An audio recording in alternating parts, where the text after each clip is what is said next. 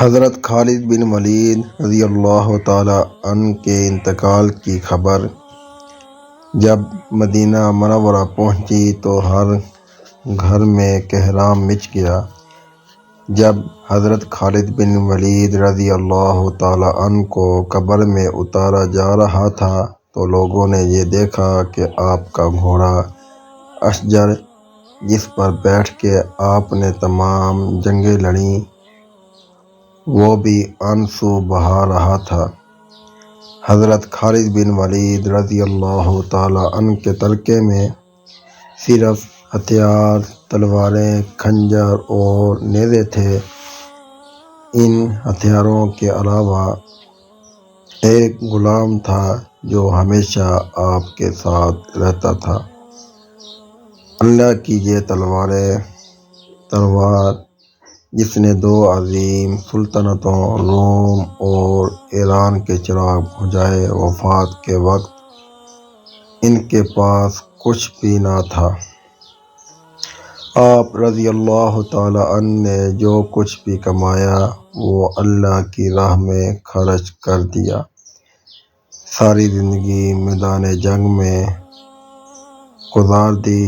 جب صحابہ رضی اللہ تعالی عنہ نے گواہی دی کہ ان کی موجودگی میں ہم نے شام اور عراق میں کوئی بھی جمعہ ایسا نہیں پڑھا جس سے پہلے ہم نے ایک شہر فتح نہ کر چکے ہوں،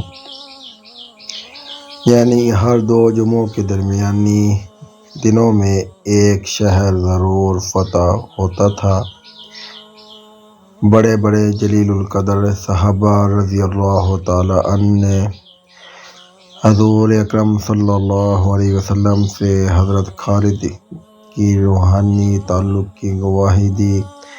خالد بن ولید رضی اللہ تعالی عنہ کا پیغام مسلم امت کے نام موت لکھی نہ ہو تو موت خود زندگی کی حفاظت کرتی ہے، جب موت مقدر ہو تو زندگی دوڑتی ہوئی موت سے لپٹ جاتی ہے۔ زندگی سے زیادہ کوئی نہیں جی سکتا اور موت سے پہلے کوئی مر نہیں سکتا۔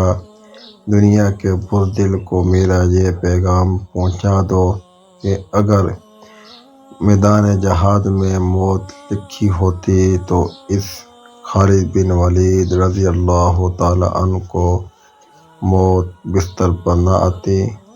رضی اللہ تعالی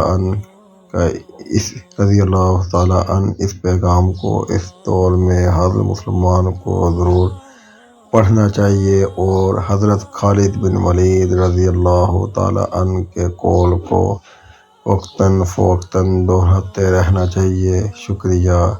آپ کا میزبان رانا محمد شعیب۔